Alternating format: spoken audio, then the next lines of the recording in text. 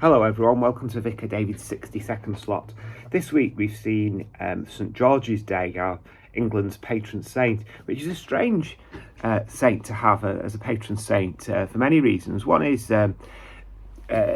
we don't have a bank holiday, a public holiday to celebrate our patron saint as many countries do.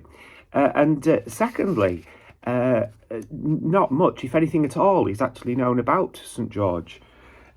Most people, I imagine, have an image a bit like this. This is a picture taken from a window in Manchester Cathedral of a kind of knight on shining armour with a lance killing this wicked dragon. And it's taken from a legend that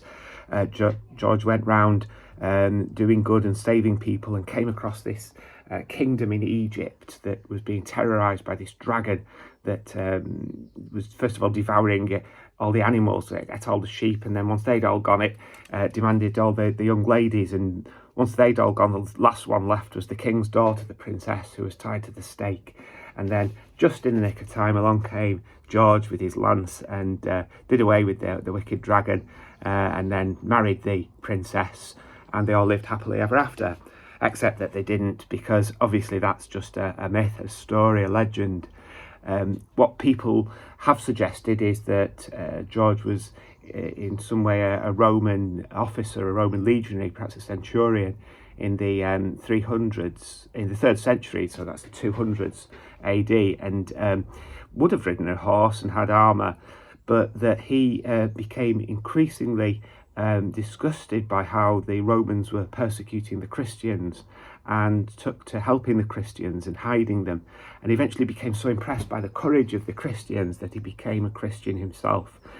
knowing what that would entail, imprisonment, torture, and ultimately execution.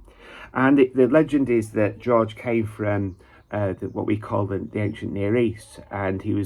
remained popular as a saint because of the courage that he'd shown in that area, so modern day Palestine, Israel, Lebanon, Syria, and so on. And when at the time of the Crusades, the English Crusaders, led by Richard the Lionheart, King Richard I, became so impressed by the popularity of this saint and the courage that he represented, quite apart from what they were doing there at that time, but we're not going to that,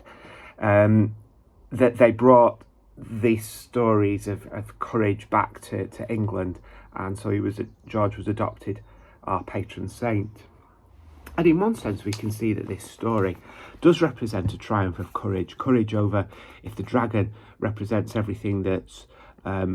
negative or hostile or harmful or bad in our world, then it takes courage to overcome all of those things that would drag us down, that would limit our lives, that would be harmful and bad for us.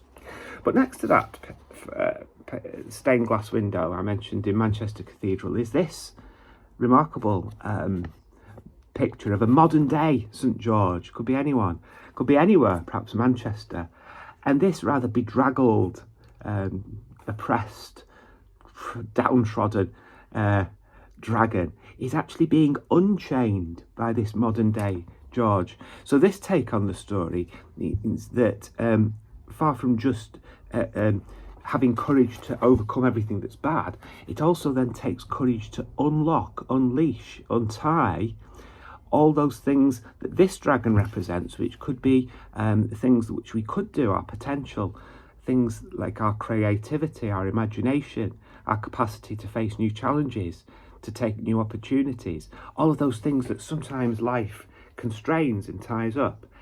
The courage that we can take from this story could be to unleash them, to untie them. And you can see that that dragon that I've just shown you is actually part of a bigger